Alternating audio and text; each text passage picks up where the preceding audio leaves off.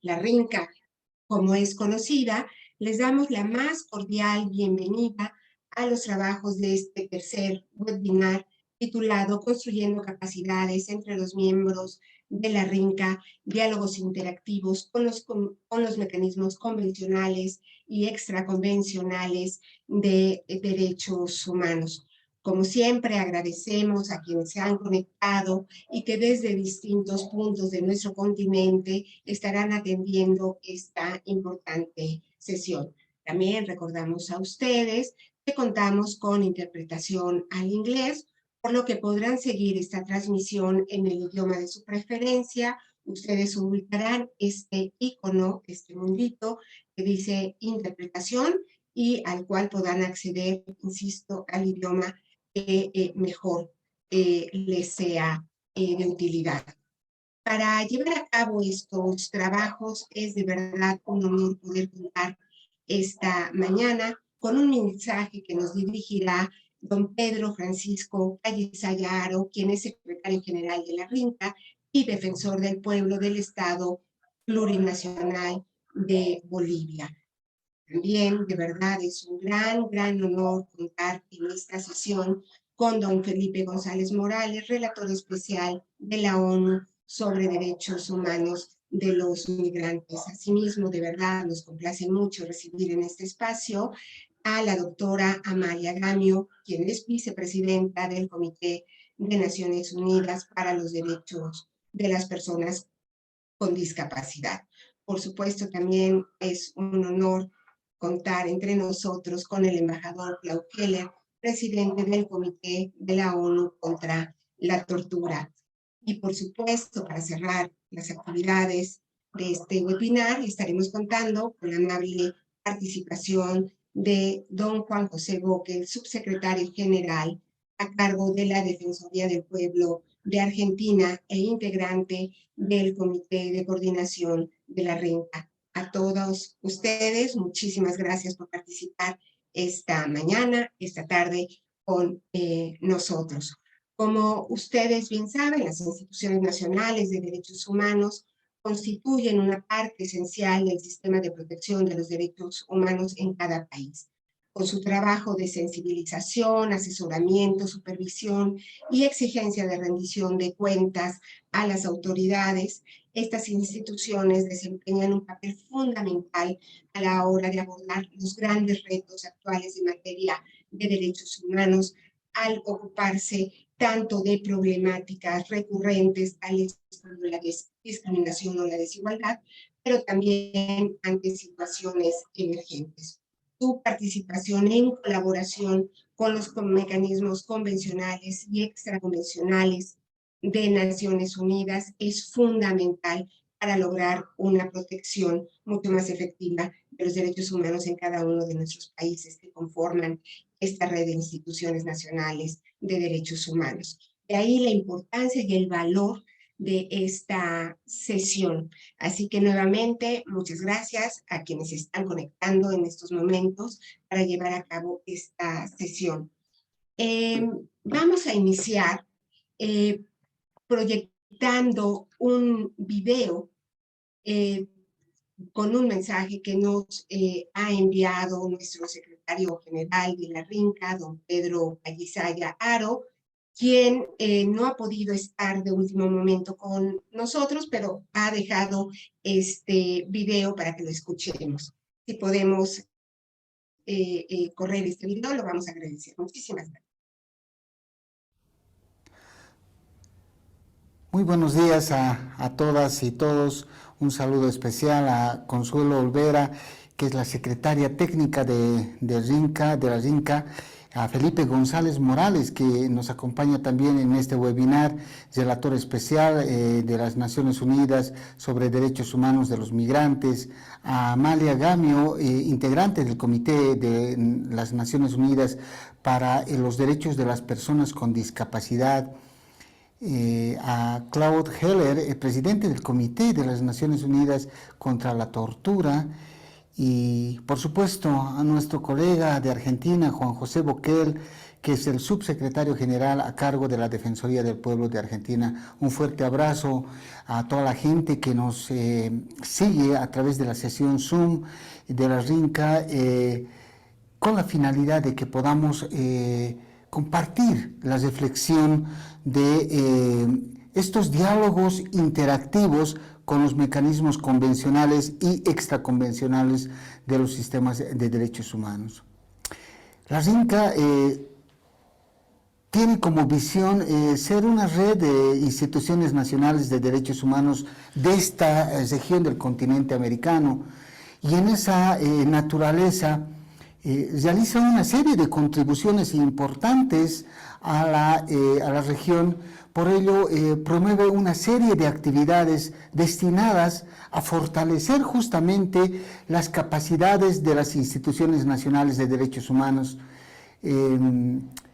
si se quieren entornos seguros, estables, para cumplir los mandatos legales y constitucionales que a cada una de estas instituciones nacionales de derechos humanos el ordenamiento jurídico interno les ha dado.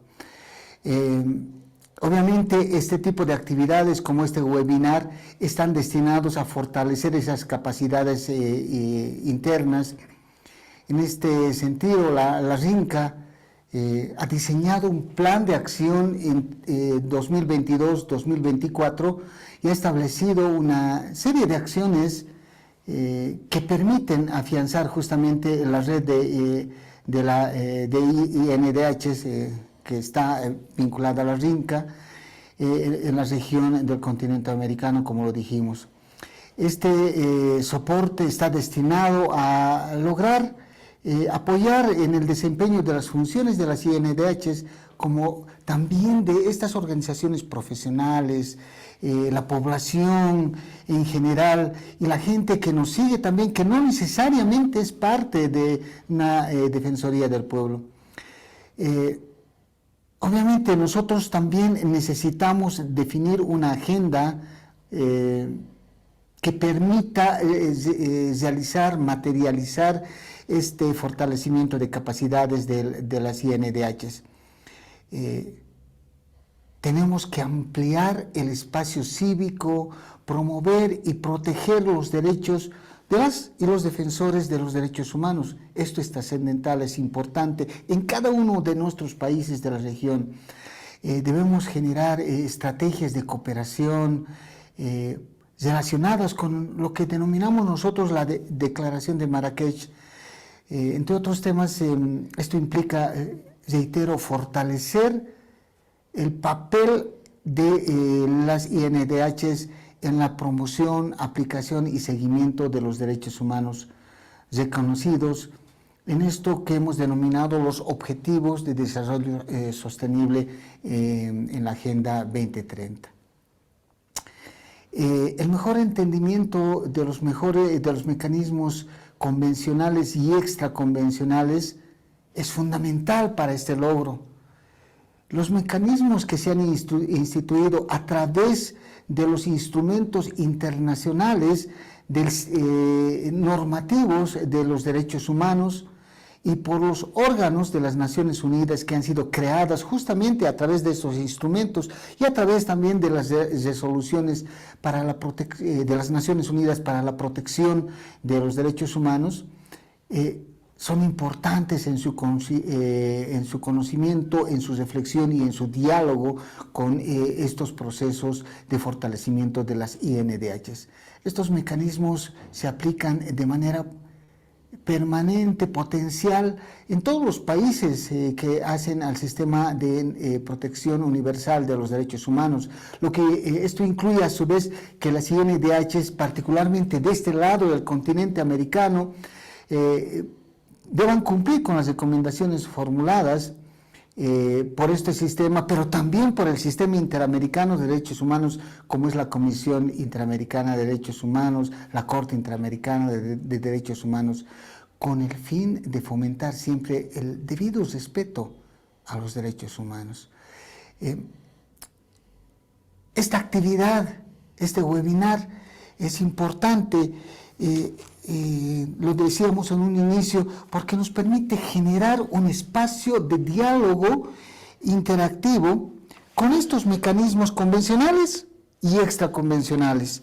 De ahí que en esta jornada vamos a tener las palabras y la locución de expertos como el relator especial de las Naciones Unidas sobre los Derechos Humanos de los Migrantes, Felipe González Morales, o Amalia Gamio, que es integrante del Comité de Naciones Unidas para los Derechos de las Personas con Discapacidad, Claude Heller, presidente del Comité de las Naciones Unidas contra la Tortura, que nos van a dar los insumos suficientes como para acercarnos no solamente al conocimiento, sino también a la aplicación que es parte de este sistema de protección convencional y extraconvencional.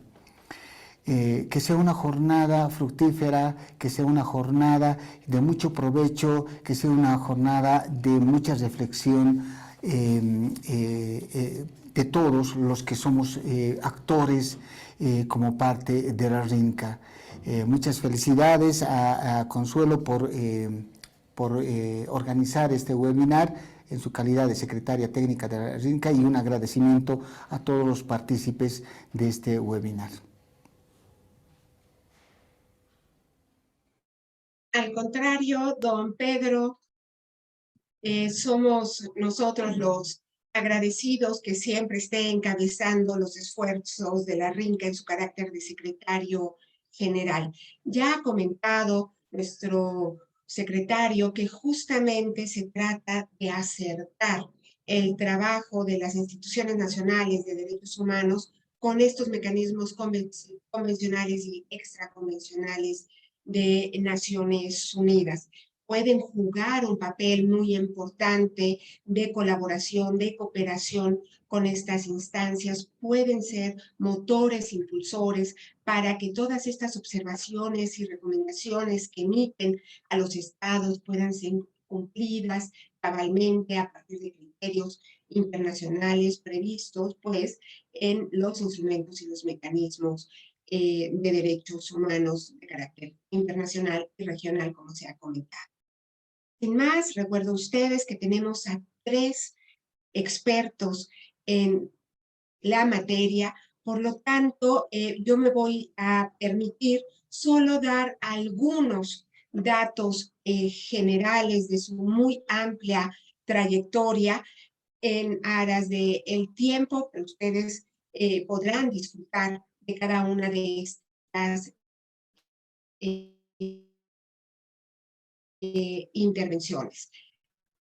Cada uno de nosotros poder presentar sus amables planteamientos y, por supuesto,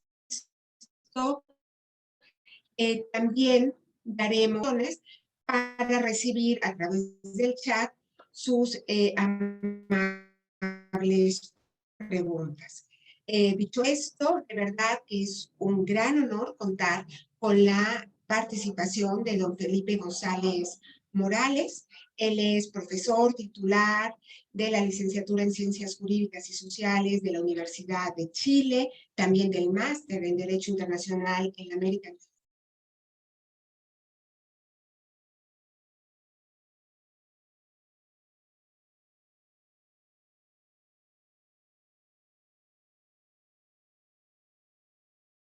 en Derecho Internacional de los Derechos. Se cortó un buen rato, perdón. No, muy bien, no sé qué pasó, pero vuelvo a insistir entonces en que nos acompaña y de verdad que nos sentimos muy honrados con la participación de don Felipe González Morales, quien es, entre muchas otras cosas, profesor titular de la licenciatura en Ciencias Jurídicas y Sociales de la Universidad de Chile, máster en Derecho Internacional de la American University, máster en Estudios Avanzados en Derechos Humanos de la Universidad Carlos III, también del doctorado en Derecho de esta misma universidad. Es director del Magíster en Derecho Internacional de los Derechos Humanos en la Universidad Diego Portales, es expresidente de la Comisión Interamericana de Derechos Humanos y exrelator sobre migrantes y refugiados, también de la CIDH, y actualmente es relator especial sobre derechos de los migrantes de Naciones Unidas.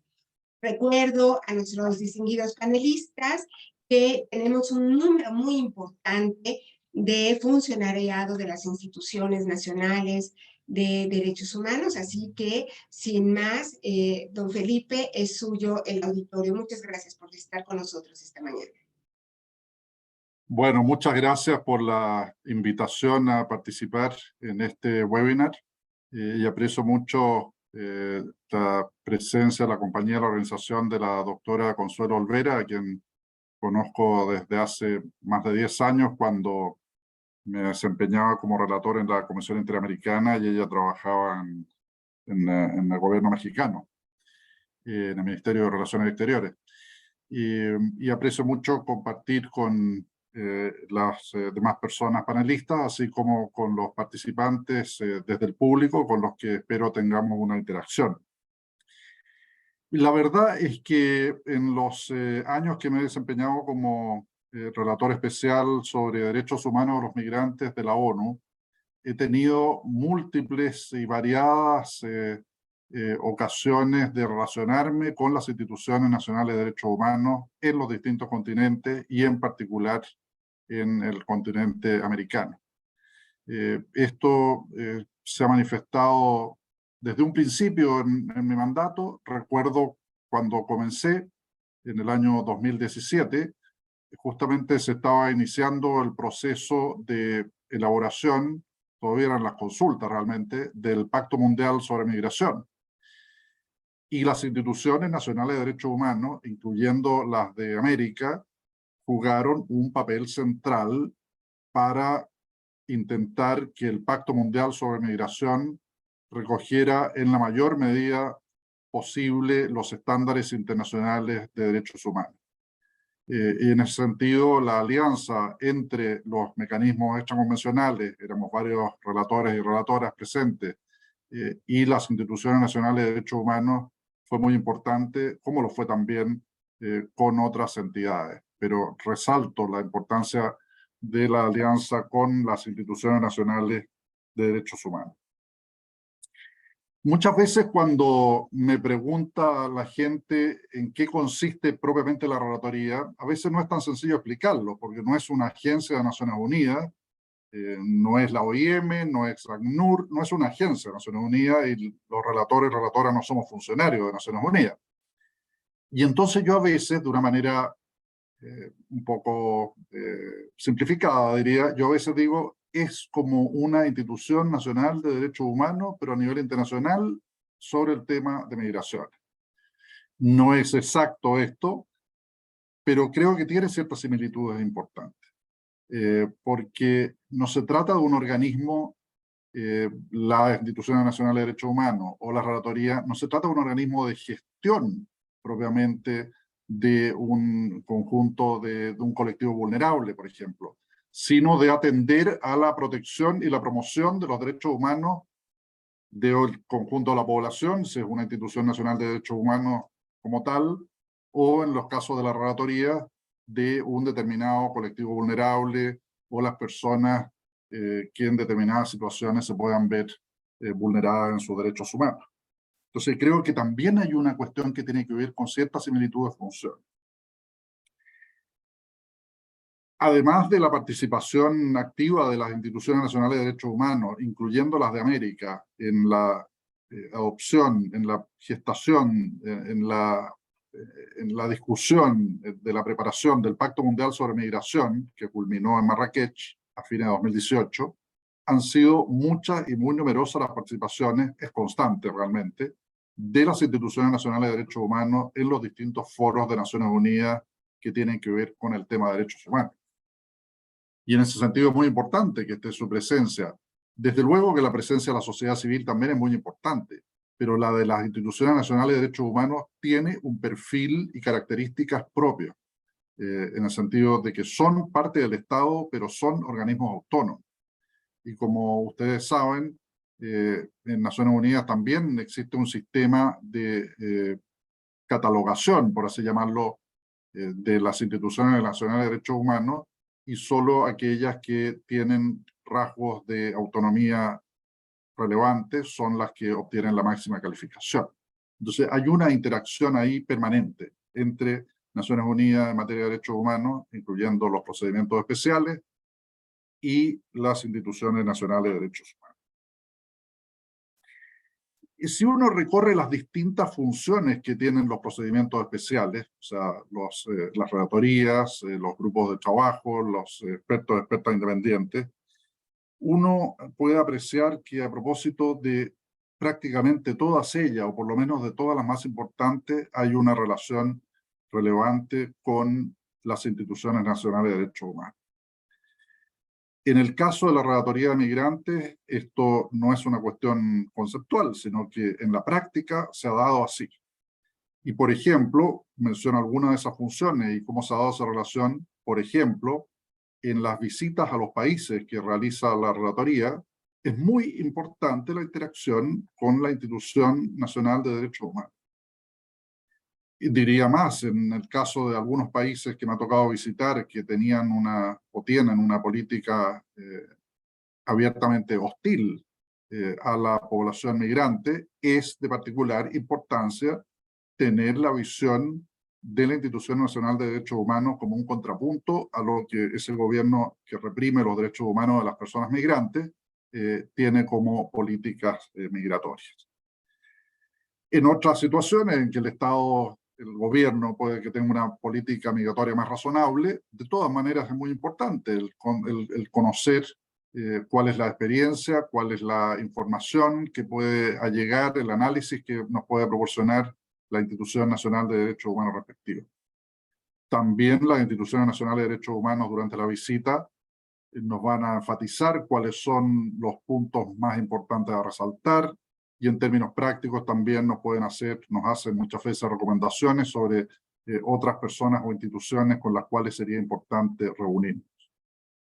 Esto después se refleja también en el informe que elaborará la relatoría sobre cada una de sus visitas a los países. En ese sentido, estos informes, además de basarse en la visita, que es el núcleo, ¿no es cierto?, del informe, se basa también en el seguimiento posterior, y allí también muchas veces hay una interacción, hay un diálogo con la Institución Nacional de Derechos Humanos, de manera que ese informe de país resulte lo más acucioso y sea un aporte en la mayor medida posible.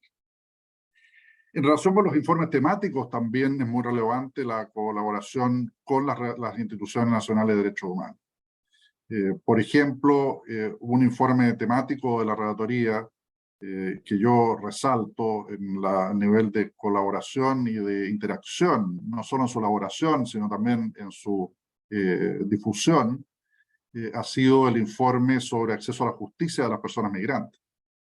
Este es un tema sobre el cual yo he participado en numerosos eventos con redes latinoamericanas y con instituciones nacionales de derechos humanos, además de otros continentes, por supuesto, porque se toca una temática de interés claramente común entre la relatoría y las instituciones nacionales de derechos humanos. Entonces, a pesar de que este informe ya fue presentado a la Asamblea General hace 5 años, la Asamblea General de la ONU, hasta el día de hoy continuamos en eventos al respecto, y esta colaboración ha sido muy fructífera. Esto también se da en otras dimensiones, como el tema de género y migración, como el tema de detención migratoria y otros temas. Y en relación con la función de emitir comunicaciones a los estados por parte de la relatoría, también ha sido relevante la colaboración de las instituciones nacionales de derechos humanos. En algunos casos han sido las propias instituciones nacionales las que le han hecho saber a la relatoría sobre determinadas violaciones que están ocurriendo. En otras ocasiones le han anticipado que graves violaciones podrían ocurrir, y entonces en la primera circunstancia se envía una carta de alegación por la relatoría al Estado, y en la segunda se envía una medida urgente, una acción urgente por parte de la relatoría al Estado.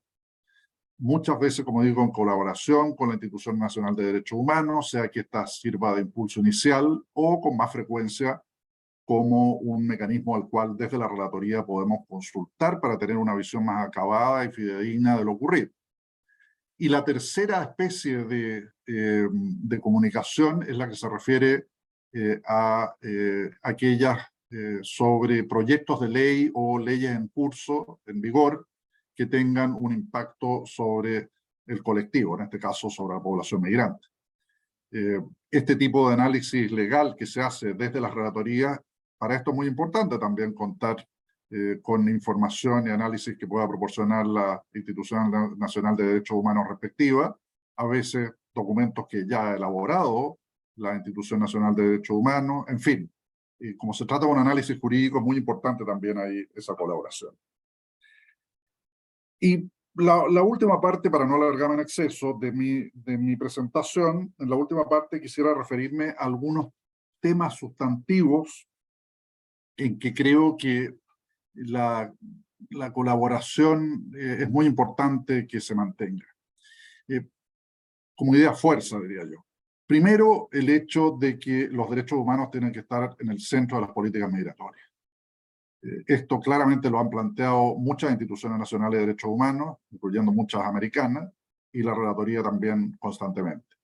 ¿Por qué la importancia de esta idea fuerza? Porque en la política migratoria de una gran cantidad de estados, los derechos humanos cumplen un papel secundario y son consideraciones de seguridad, genuinas o no, las que imperan muchas veces a costa de estos mismos derechos. Entonces, ese centro, esos derechos humanos como centro son una cuestión fundamental. En segundo lugar, enfatizaría la cuestión del enfoque de género en las migraciones, que es una materia que aparece también señalada de forma explícita en el Pacto Mundial sobre Migración, pero que desde luego requiere un mucho mayor desarrollo y concreción a nivel de las legislaciones y de los sistemas jurídicos internos. Esta también es una línea, una idea fuerza, una tarea en la cual la labor conjunta de los procedimientos especiales y de las instituciones nacionales es muy importante. El otro tema tiene que ver con la dimensión internacional que tiene la movilidad humana, la necesidad de impulsar procesos multilaterales que sean acordes a los estándares internacionales de derechos humanos. En esto hay mucho que hacer. La cuestión multilateral tradicionalmente ha sido importante en materia de refugiados, pero no en materia de otras personas en situación de movilidad. En este sentido, la Declaración de Naciones Unidas de Nueva York de 2016 fue un paso importante, seguido por el Pacto Mundial sobre Migración. Y por último, yo quisiera resaltar una cuestión que es la referida a la necesidad de tener políticas de Estado en materia migratoria. Creo que aquí es muy importante también la función de las instituciones nacionales de derechos humanos y desde la relatoría lo venimos recalcando constantemente. ¿A qué me refiero con esto? Lo que uno observa, y esto también ocurre en el caso de América, es que existe una gran volatilidad de las políticas migratorias. O sea, uno puede tomar muchos de los estados americanos y ver cómo va cambiando su política migratoria de una manera vertiginosa, y no necesariamente atendiendo a cuáles son las necesidades efectivas de la población migrante, sino más bien sobre la base de la política contingente. Esto se da, por una parte, cuando se produce el cambio de gobierno, que no deberá ser así, sin perjuicio de que los gobiernos legítimamente pueden introducir cambios, pero no estos giros radicales que se producen a menudo en el continente americano en materia migratoria. Sin embargo, esto ocurre también a veces dentro de un mismo gobierno. O sea, el mismo gobierno que comienza una política migratoria da un giro de 180 grados y termina con una política migratoria completamente diferente.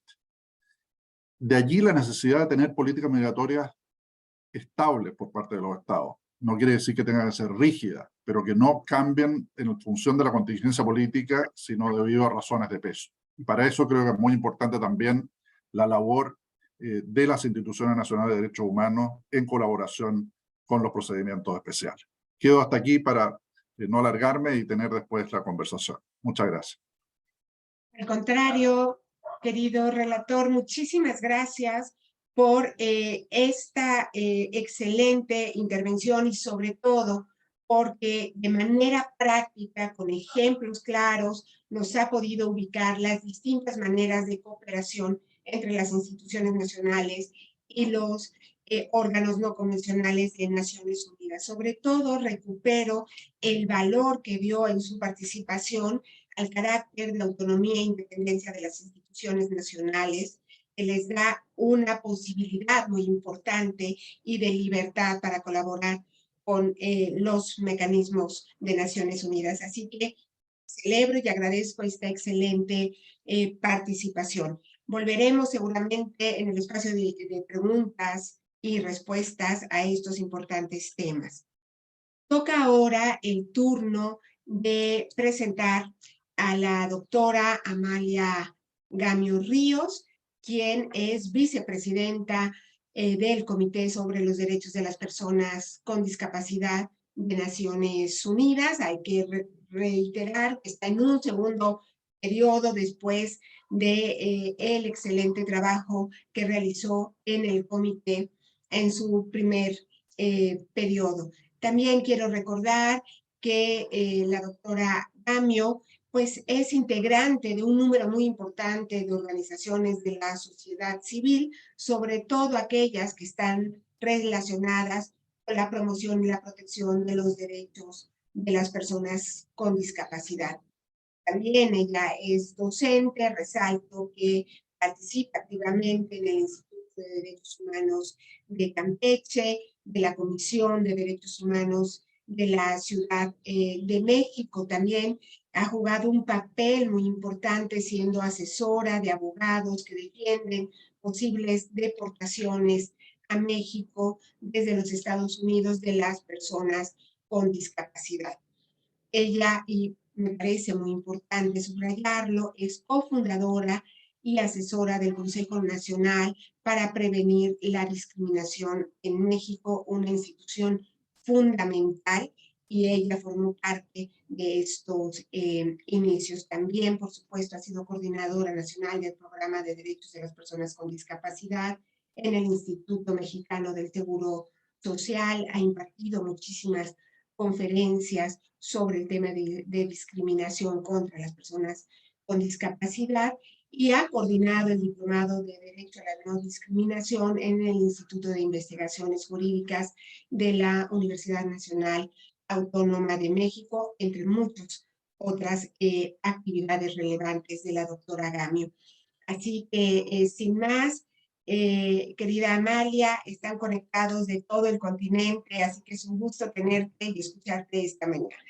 El auditorio Querida es tuyo. Consuelo, muchísimas gracias por esta presentación, pero sobre todo por el honor de invitarme a participar en este importante evento. Saludo asimismo al señor Pedro Calizaya y a mis colegas de la mesa, al relator especial Felipe González Morales, al embajador Claude Keller, al subsecretario Juan José Boquel, perdón.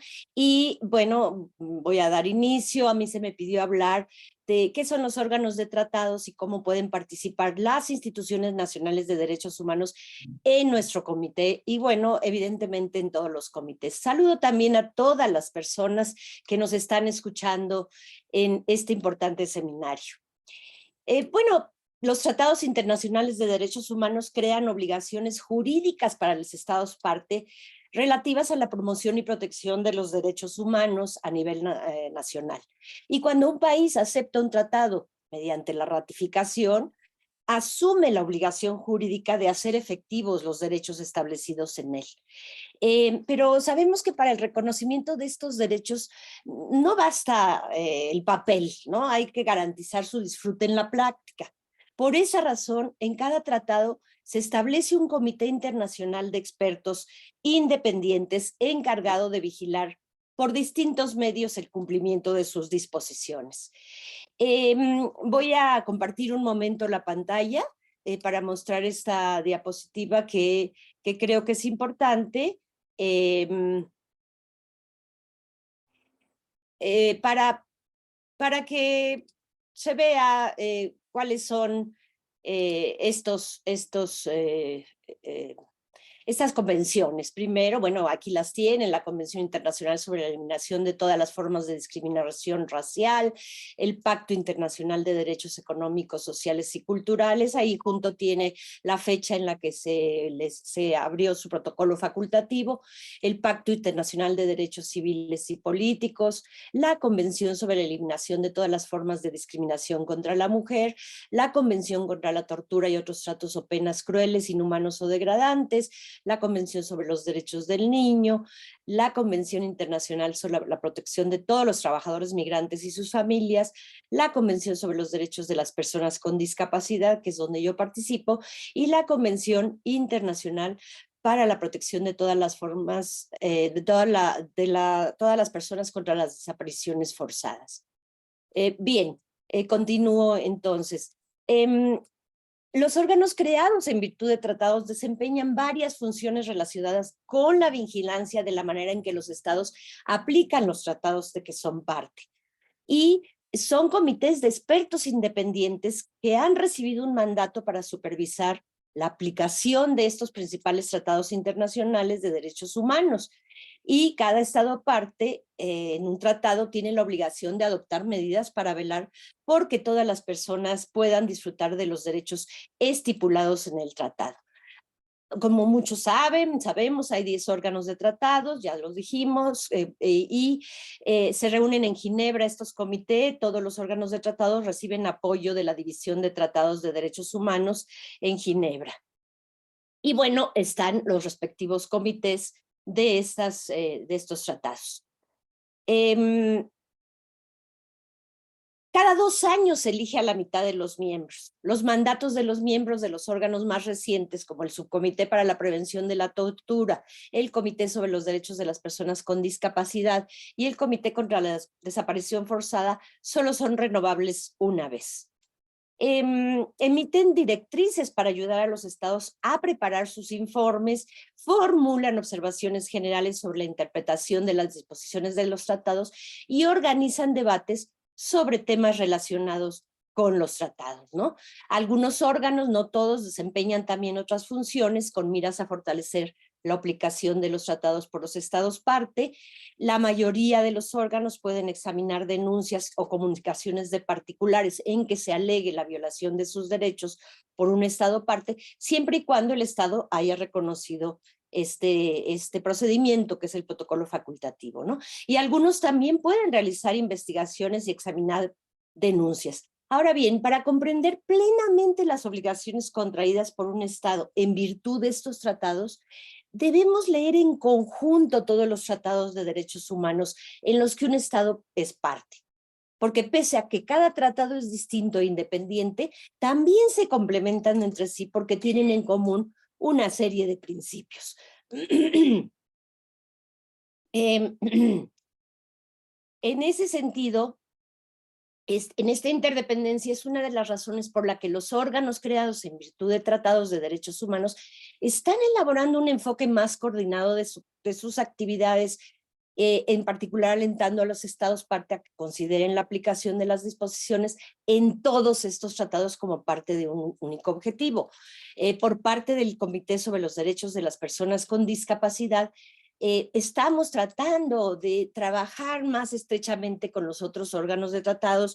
Un ejemplo es que pues, el Comité sobre los Derechos de las Personas con Discapacidad ha hecho declaraciones conjuntas con CEDAW, que es el Comité para la Eliminación de todas las formas de discriminación contra la mujer, con el Comité para los Derechos del Niño. Acabamos de hacer hace un poco más de un año una declaración conjunta sobre los derechos de los niños con discapacidad.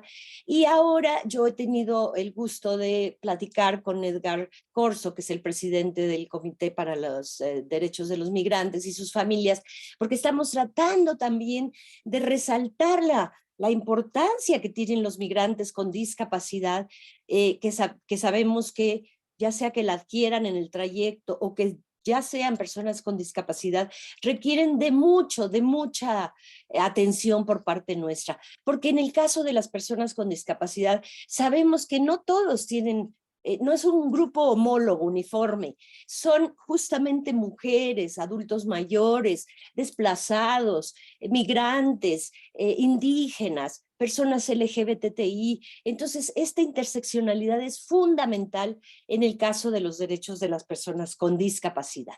Ahora me gustaría hablar sobre cómo podemos relacionarnos mucho más con las instituciones de derechos humanos en general. Para nosotros, al igual que lo mencionaba ya mi predecesor, es importantísimo tener una relación estrecha con las instituciones de derechos humanos, porque los órganos de tratados examinan los informes anuales y especiales preparados por las instituciones y estas fuentes de información son fundamentales para nosotros y una institución que puede presentar un informe directo al órgano son las instituciones de derechos humanos que en su opinión, si el Estado ha presentado una información inexacta o errónea acerca de la situación real, pues ellos pueden decirnos lo que está sucediendo.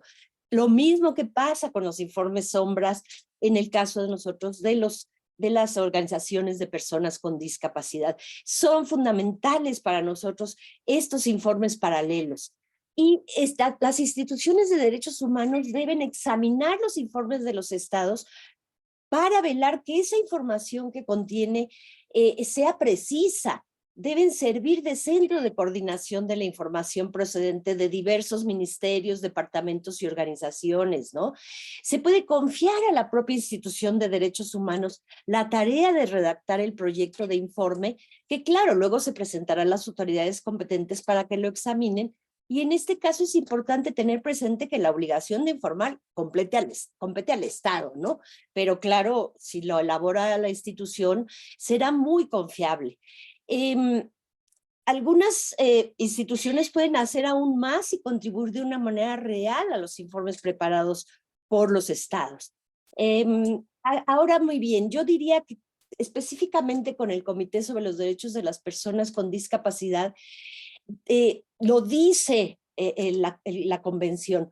Los órganos de tratados formularán observaciones acerca de la actuación de un Estado sobre el examen del examen y la institución nacional debe examinar con cuidado esas observaciones y recomendaciones y asesorar al gobierno acerca de lo que puede hacerse para darles una respuesta positiva.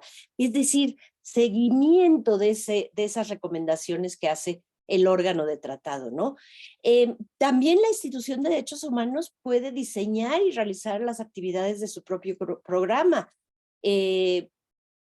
Por ejemplo, si uno de esos órganos formula una observación acerca de una determinada deficiencia y propone alguna medida correctiva, la institución puede decidir mantener en observación esa cuestión concreta dentro de su programa general de vigilancia.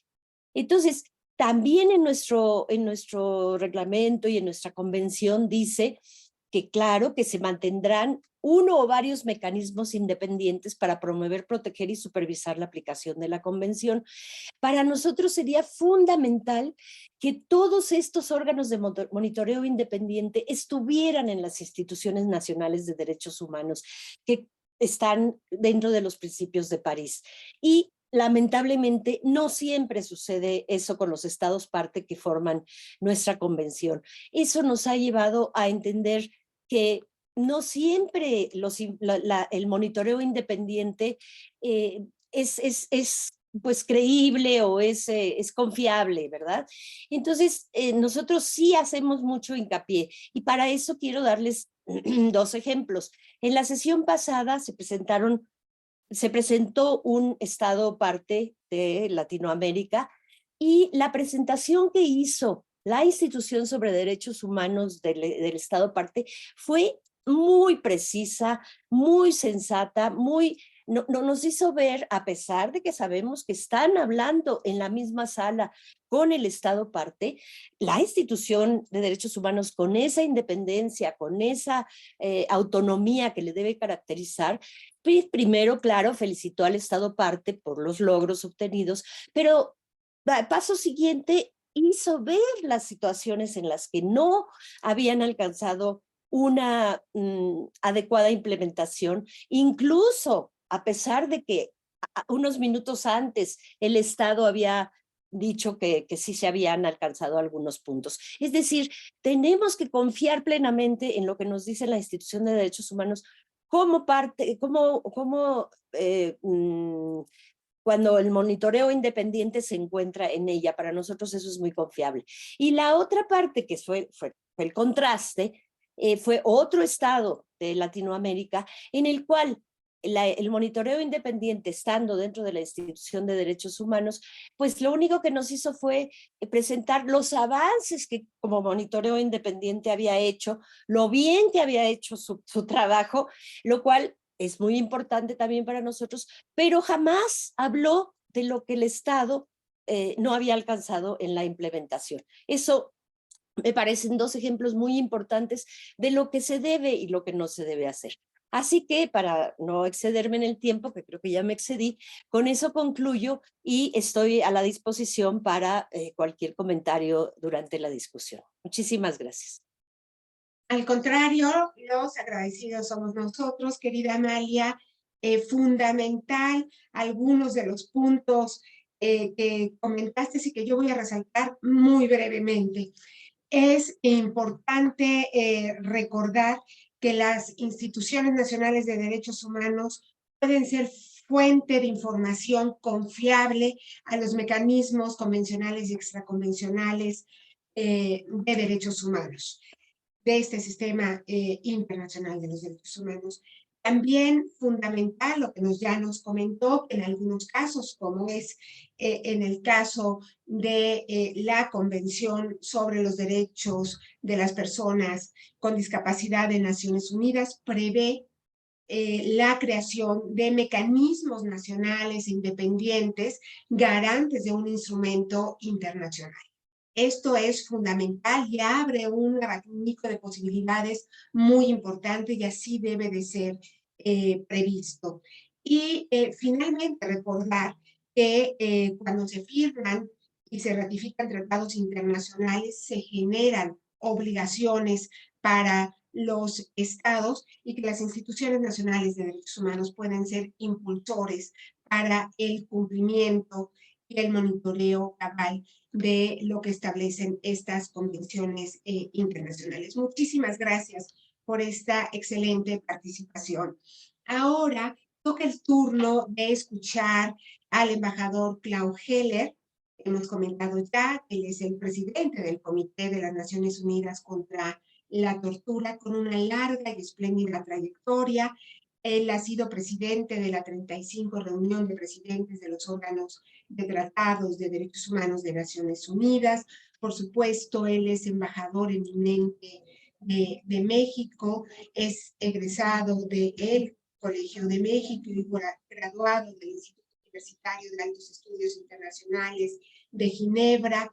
Tiene una amplísima trayectoria diplomática, ha sido representante permanente ante la ONU y el Consejo de Seguridad, que presidió en 2 ocasiones, además de encabezar distintos órganos subsidiarios. También fue representante permanente ante la OCDE, la OEA y los órganos internacionales en Viena, Austria. Ha sido representante de México ante la Comisión de Derechos Humanos de la ONU en su momento, sabemos que es el Consejo, y también miembro de la Subcomisión de Prevención de Discriminaciones y Protección de Minorías de Naciones Unidas, presidente del grupo de trabajo que negoció la Convención Internacional sobre la Protección de los Trabajadores Migratorios, aprobada por la Asamblea General de la ONU en 1990, y pues, insisto, tiene una amplísima trayectoria. En aras del tiempo, yo cedo el uso de la voz al embajador Heller, no sin antes de verdad agradecer que esté con nosotros esta mañana. Muchísimas gracias. Muchas gracias, doctora Olvera. Agradezco mucho esta muy amable invitación de participar en este webinar y felicito también a la red de instituciones nacionales por el gran esfuerzo que vienen realizando.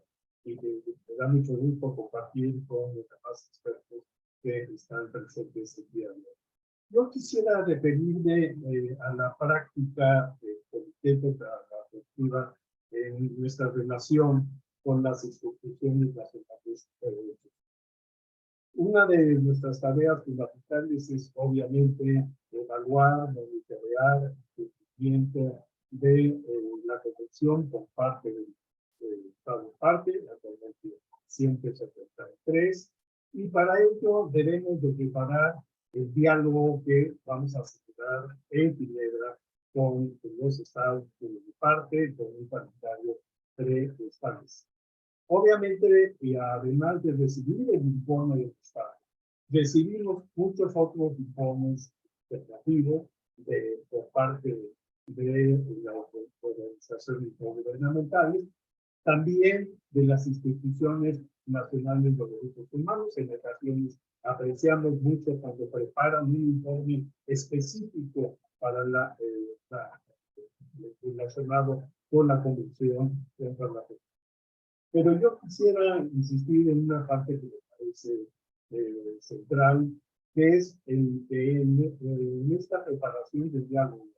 Antes de reunirnos con el Estado, celebramos una serie de reuniones privadas, es decir, reuniones confidenciales que tienen lugar con organizaciones no gubernamentales, con también entidades de Naciones Unidas, oficinas de mi país, y también una especial con las instituciones nacionales de derechos humanos, independientemente de su denominación, si son de Defensoría del Pueblo. En nuestro caso también participan en esta reunión el mecanismo nacional de supervisión de la tortura, cuando es el caso de la verdad el protocolo de África.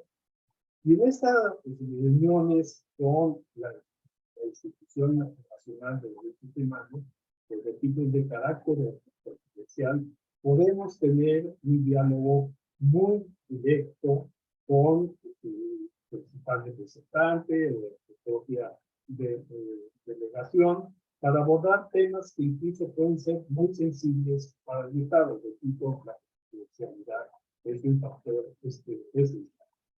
La pandemia, desafortunadamente, afectó durante 2 años la práctica del comité. Algunas reuniones de instituciones nacionales han sido híbridas, instituciones que tienen los recursos para estar en Ginebra, para viajar en Ginebra, pero hemos alentado mucho la. ¿Por qué? Porque tenemos una reunión de 1 hora con ellos, pero podemos tener conversaciones posteriores de manera informal. ¿Qué hacemos con la información de que ellos ofrecen? Obviamente, enriquece nuestro diálogo con el Estado, pero enriquece también la versión de lo que llamamos las observaciones finales, que son finalmente las recomendaciones, la evaluación final que hacemos con un Estado parte y las recomendaciones específicas que le hacemos. Y en ocasiones incluyen recomendaciones que tienen que ver con las instituciones nacionales de derechos humanos. ¿Por qué? Porque en muchos casos, y hay que admitir que estamos frente a una gran variedad de situaciones de las instituciones nacionales de derechos humanos americanos, en ocasiones pues carecen del presupuesto, del apoyo del Estado para su correcto funcionamiento. Entonces, alentamos al Estado a garantizar el pleno funcionamiento. Y también alentamos a que las instituciones nacionales cumplan con los principios de país, es decir, que sean independientes, que sean que estén integradas por expertos, que actúen con independencia. Estas son recomendaciones que creo que son sumamente valiosas que tenemos diálogo. Es decir, consideramos que las instituciones nacionales deben de ser pues, socios, en cierto sentido, de los propios comités a realizar estas evaluaciones. Así que alentamos mucho Quisiera concluir con el hecho de que en realidad presido la unión de presidentes de comités de derechos humanos, que acabamos de reunir en Nueva York, la especie de reunión, y en este momento estamos en un esfuerzo muy importante con el alto comisionado, con la oficina del alto comisionado, en un ejercicio que tiene que involucrar evidentemente a los estados, que son los dueños finalmente de las constituciones, son ellos que las escribieron y son ellos que afirmaron los constituciones. Somos una federación de los estados. Estamos debatiendo el tema del sistema de la constitución. Este es un tema que se viene arrastrando desde el 2014, desde que se aprobó una resolución en la Asamblea General y que por distintas situaciones se ha venido. Finalmente hemos adoptado un documento de trabajo que fue solicitado por nosotros al alto comisionado y que debería de llevar a un proceso que desemboque en una resolución de la Asamblea General en 2024 y que fortalezca precisamente este sistema de órganos de tratado, pero con los recursos que son indispensables en un momento de crisis internacional y de crisis multilateral. Dentro de este ejercicio estamos abordando tres temas fundamentales, y uno de ellos es la armonización de los métodos. De hecho, estamos proponiendo un mecanismo de coordinación entre los comités, con el apoyo de la Secretaría, a fin de evitar lo que reclaman muchas veces las duplicaciones, las repeticiones, la adopción de recomendaciones que son muy generales, y que tenemos que trabajar de una manera mucho más coherente. El sistema no es coherente porque nació de manera incoherente. Se fueron generando condiciones, se crearon comités, de ahí que los comités tienen una composición diferente según las circunstancias que se viven. Entonces, creo que es importante tener este proceso, este documento que adoptamos en junio, a principios de junio en Nueva York, tendrá que ser sometido por el alto comisionado a los estados para porque se les presenta opciones en un calendario de 8 años para presentar los informes periódicos, una reforma digital que es indispensable. Pero también debe contar con la participación de las organizaciones de la sociedad civil y otros actores como las instituciones nacionales de derechos humanos. Y yo creo que la red debería de participar en este ejercicio. Creo que sería una contribución importante para detectar también cómo los comités pueden tener una mejor coordinación y cooperación con las instituciones nacionales. Repito, hay un panorama que muchas veces es igual, según los países, según las circunstancias políticas internas que viven, de conflicto, de autoritarismo, de consolidación también del Estado de Derecho y de la Gracias. Al contrario, embajador, muchísimas gracias por su intervención. Cierra de verdad con una serie de ideas fundamentales para considerar seriamente desde esta red. Quiero resaltar un elemento muy importante de esta intervención cuando nos recuerda el embajador Heller que las instituciones nacionales de derechos humanos pueden tener diálogos interactivos con los órganos de tratados, que estos son diálogos privados para que con toda confianza puedan intercambiar con los integrantes de cada uno de estos comités o con las propias relatorías o grupos de trabajo. También un elemento muy importante es que en muchas de las observaciones finales los comités o los informes de las relatorías o grupos de trabajo consideran el tema del fortalecimiento de las instituciones nacionales de derechos humanos, de ahí que hacen énfasis en la necesidad de contar con presupuestos adecuados que les permitan garantizar su adecuado funcionamiento, pero también recuerdan la importancia de contar con instituciones autónomas e independientes para poder realizar su trabajo conforme a lo que establecen los principios de París.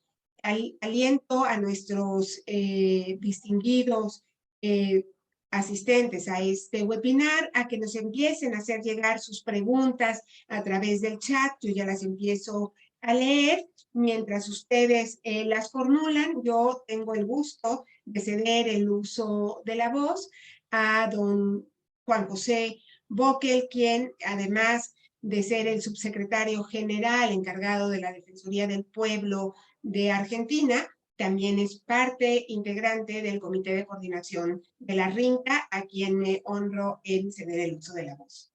Por favor, don Juan José. Bueno,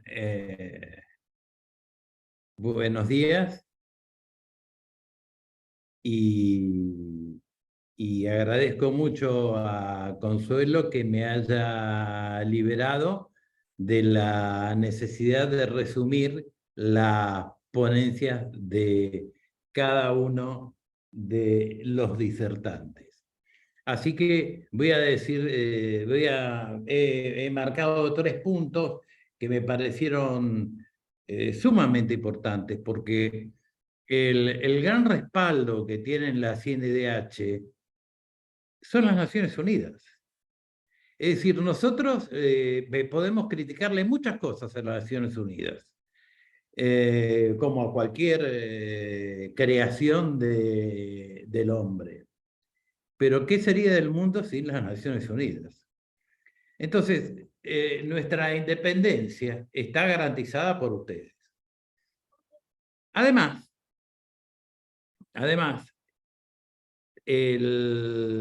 la Agenda 2030 ha sido muy ambiciosa, ha sufrido algunos retrocesos por culpa de la pandemia o demoras en su implementación. Pero la labor de la CNDH, como a veces no pueden llegar a participar desde adentro en el mecanismo para la formulación del informe país, no tiene dónde presentar. Realmente los órganos de tratado o las relatorías son nuestra mesa de entrada. También el EPU. Así que casualmente ahora en julio nos toca a nosotros presentar el EPU. Así que para facilitar todo esto, me ha resultado maravilloso escuchar los diálogos, esto de los diálogos interactivos.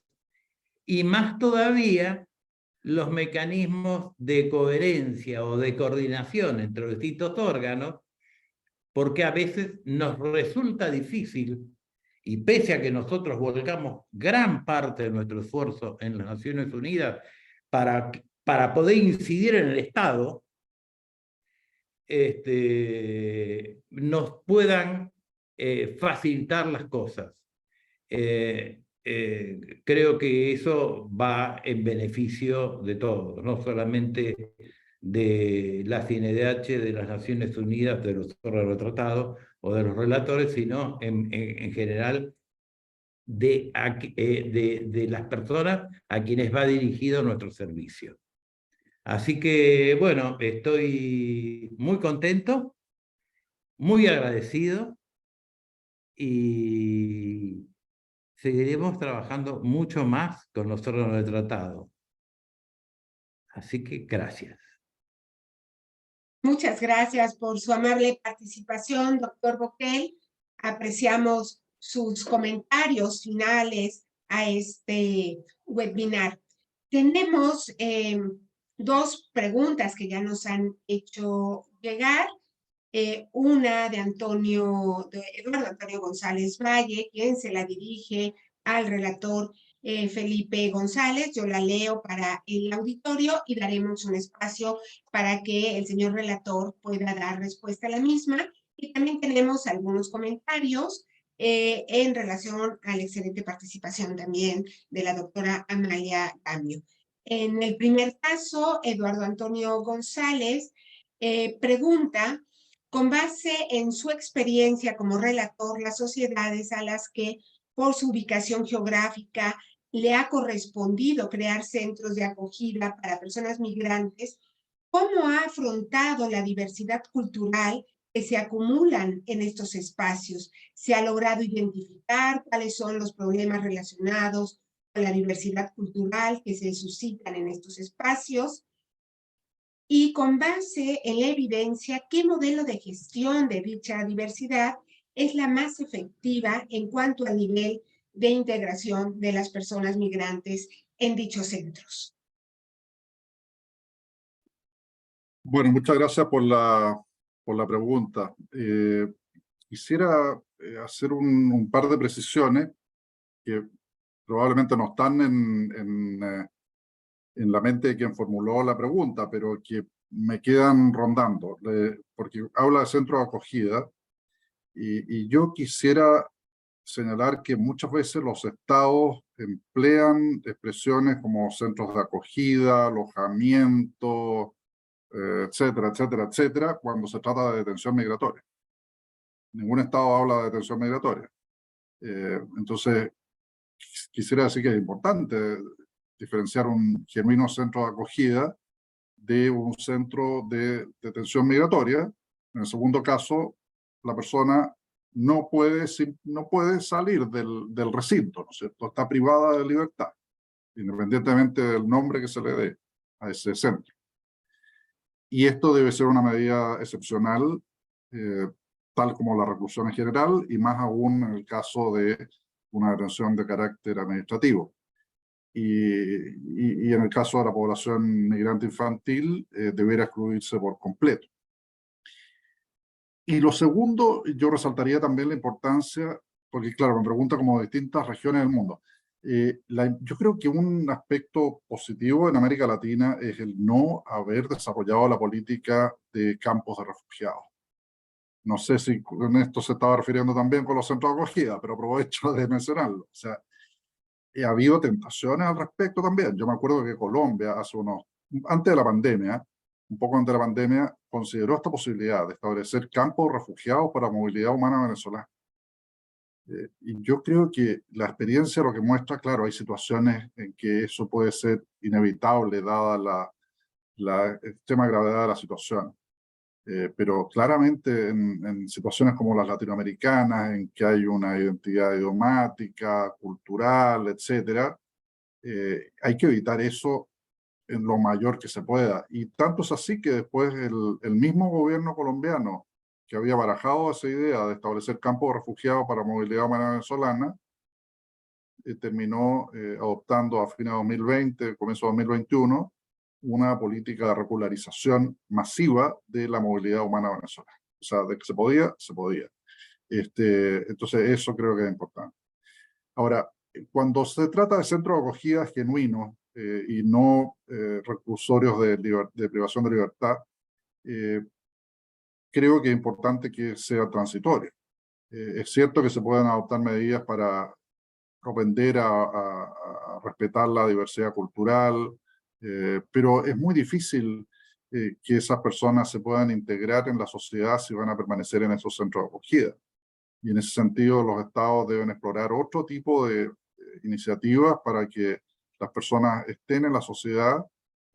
Tampoco es gratis tener a las personas en esos centros de acogida, entonces ese mismo dinero se puede emplear para que vivan en la sociedad probablemente y así tengan una mayor integración. Y eso además evita los conflictos que pudieran producirse entre la propia población migrante de distintos países de origen, culturalmente, cuando están en un centro de acogida. Entonces yo creo que el énfasis tiene que ser puesto en fórmulas de acogida que sean en la sociedad misma y usar los centros solo de manera transitoria. Muchas gracias. Al contrario, relator, muchísimas gracias por estas importantes precisiones. También tenemos un comentario de Cecilia Alberto, y estoy cierta que habrá algún tipo de reacción de nuestra querida doctora Amalia Gamio. Leo textualmente, dice: muchas gracias, doctora Amalia. Desde la CNDH de México coincidimos con la necesidad de contar con mecanismos independientes de monitoreo del sistema internacional de derechos humanos. Es por ello que contamos con una plataforma de seguimiento de las recomendaciones internacionales del sistema internacional y regional. Esta plataforma se presenta a manera de semáforo que muestra el avance porcentual de las obligaciones internacionales de México. Actualmente la CNDH realiza el proceso de análisis y evaluación de las recomendaciones emitidas en 2022 por el Comité sobre Derechos de las Personas con Discapacidad para su próxima publicación. No obstante, la información de lo evaluado de 2019 a 2021 ya se encuentra disponible y además nos comparte la liga para poder acceder a esta importante plataforma. Si hay algún comentario de tu parte, querida doctora. Sí. Gracias, Consuelo. Muchas gracias. Sí, primero, gracias, Alberto. Para mí, que también fue como el embajador Keller, también formé parte desde el inicio de la elaboración del borrador para la Convención sobre los Derechos de las Personas con Discapacidad por mi país, con don Gilberto Rincón Gallardo. Pues es una gran satisfacción que funcionen bien las cosas en mi país. Por otro lado, aprovecho para hacer dos breves comentarios basándome en las intervenciones de mis colegas. Efectivamente, como dijo el relator especial, es necesario que en el tema de personas con discapacidad, de derechos de personas con discapacidad, haya políticas públicas de Estado que se mantengan, que siempre se contemplen los derechos humanos y que no sea un grupo que se vea como si se le estuviera haciendo un favor, como una acción generosa, sino cumpliendo los derechos humanos que merecen. También mencionar que, como dijo el embajador Keller respecto al comité contra la tortura, nuestro comité, claro, también tiene las mismas funciones, tenemos diálogos interactivos con la sociedad civil y con las instituciones de derechos humanos, y ese es algo que pueden continuar haciendo las instituciones, solicitando un diálogo a puerta cerrada con nuestro comité, alertando a las autoridades del Estado que traduzcan las observaciones finales del comité, realizando actividades de promoción de esas recomendaciones y, claro, contribuyendo al procedimiento de seguimiento. Y finalmente, aprovechando lo que mencionaba el relator especial sobre los campos de refugiados, para nosotros justamente es un tema que estamos tomando muy fuertemente, que es la no segregación de las personas con discapacidad. Entonces, al hablar de los campos de refugiados, me recordó, claro, los hospitales psiquiátricos con las personas con discapacidad psicosocial e intelectual, que son sometidas literalmente a tortura.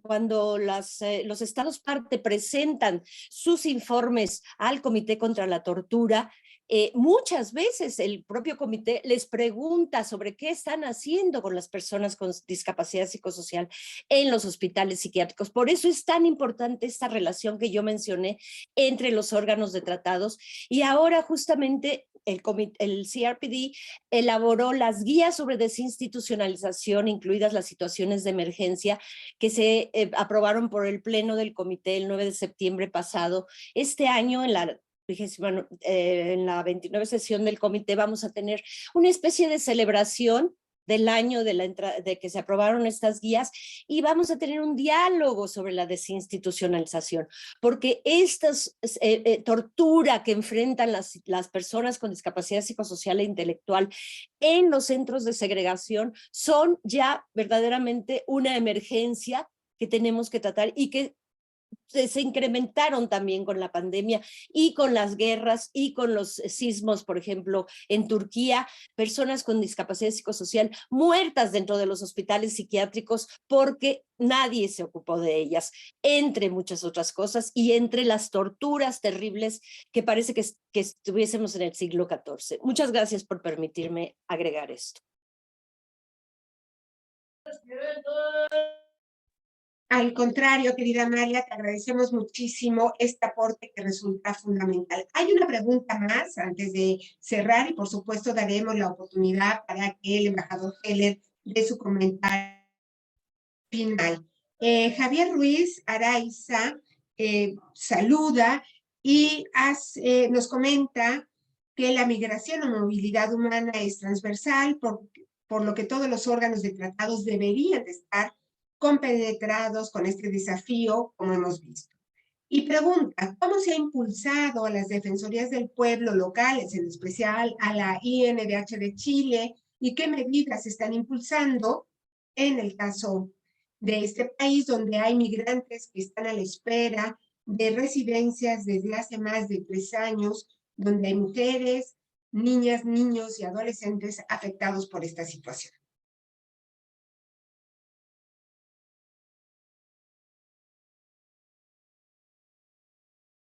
Si hay algún comentario de nuestros panelistas,